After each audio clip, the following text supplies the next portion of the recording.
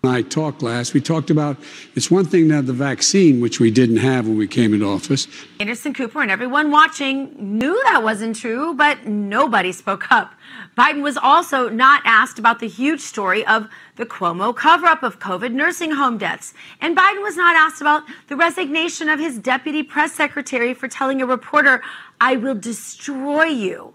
Here with reaction to all of this is Erin Elmore. Erin, good to see you. Erin, where are the fact checkers now? They've all disappeared into thin air. Is it global warming?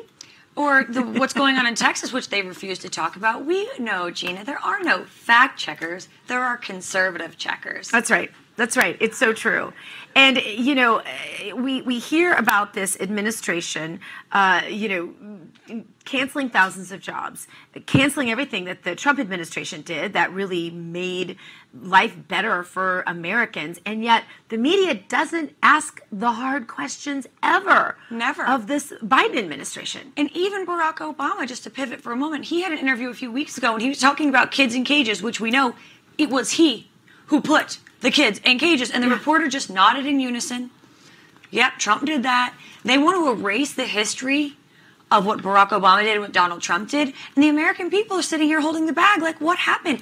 I've noticed that when I do a Google search, it is impossible to find the truth if there's even a kernel of political fodder involved. Where are we supposed to get the truth? Well, that's why there are other search engines. I sometimes will use DuckDuckGo. DuckDuckGo, yeah. China's one of the worst, though, when it comes to human rights violations, and literally millions of these Uyghur people have been enslaved or placed into these camps in China. But Joe Biden says it's okay because, you know, Erin, it's a different culture, and you just need to have empathy, and you just need to relate. That's all. Watch this. I want to play a clip for you. You know, Chinese leaders, if you know anything about Chinese history, it has always been the time when China has been victimized by the outer world is when they haven't been unified at home. And so the idea, I'm not going to speak out against what he's doing in Hong Kong. Okay, if it's your culture. Right. So Nazi Germany just put a bunch of Jewish people for their religion and blood and heritage on trains. By the way, that's what they're doing with the Uyghurs as well. To concentration camp, which they're doing by the Uyghurs as well. There is very little difference between what happened in Nazi Germany and what happens in China. These Uyghurs are literally doing slave labor. The women are being raped and sterilized.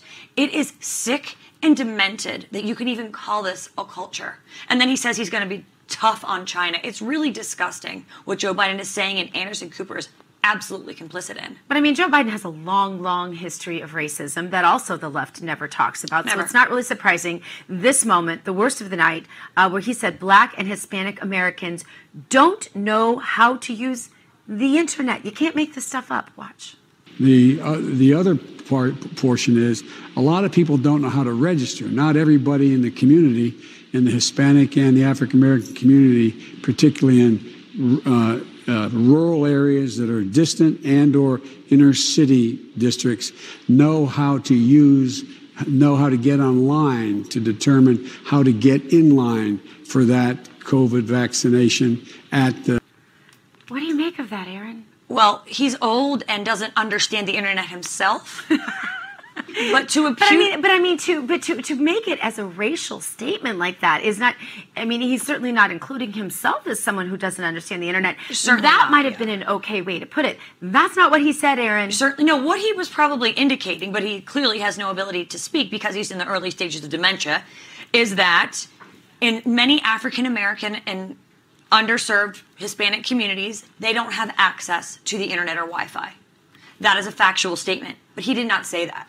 He just sounded like a bumbling idiot racist, which he is. Well, I mean, I think he probably, in some cases, and perhaps people should realize that people do tend to, in the stages of dementia that he's in, go back to their basis of what they believe. And it's no secret that Joe Biden, Kamala Harris said it herself, has had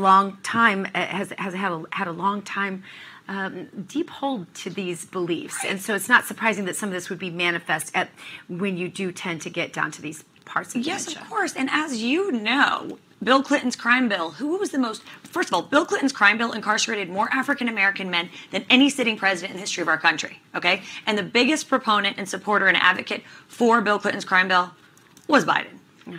I mean, let's face it, these are the facts, and they're not disputable, but the mainstream media won't report on any of it. All right, Erin, we knew it was coming. Amnesty for illegal aliens, but you can't say that, and for anyone who can rush over the border. And he made it clear that citizenship for illegals is an absolute top priority right after losing jobs for anyone who's working. Check this out. But just to be clear, though, I know you're going to be announcing stuff later this week, or that's what I've heard. You do want a pathway to citizenship for roughly 11 million undocumented immigrants, and that would be essential in any bill for you. Well, yes. The opposite of America first. The opposite of everything that we've experienced for the last 4 years. And he talks about a dark winter and a pandemic. Are there COVID tests for all these people? Are they being COVID tested? Of course As not. we know, he had a phone call with DeSantis trying to threaten DeSantis to shut down the Florida border because of new variants. So Florida's border shut, but the Mexico one is like a wide open swinging gates.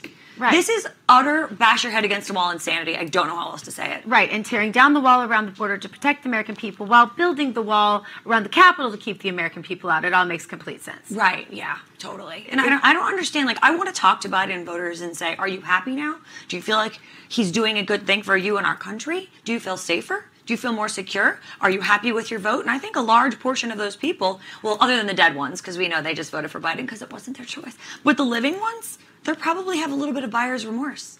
Well, you're seeing that all the time out there in social media, that people do have buyer's remorse, but I've started to believe I don't think that the Democrats actually care that much what the American people think. No, they hate America, so they're complicit. And they have big tech, they have all of social media, they have all of media to back them up, and then whatever they don't get there, they can just cheat their way into getting votes, and so they don't really actually need the American people in their minds, I don't think. No. And a lot of them are these liberal coastal elites who have walls around their homes, who have private armed security, but say that we, the common folk, can't have a gun. So it's do as I say, not as I do. They're going to be at the French Laundry. They're going to be getting their hair done inside without a mask. They're doing the things that liberal elites can do while we sit at home and struggle. It's amazing how many people fought for it. It's sad, and it's continuing. Yeah. All right. Erin Elmore, thank you so much for being with us today. Thanks for having me. Coming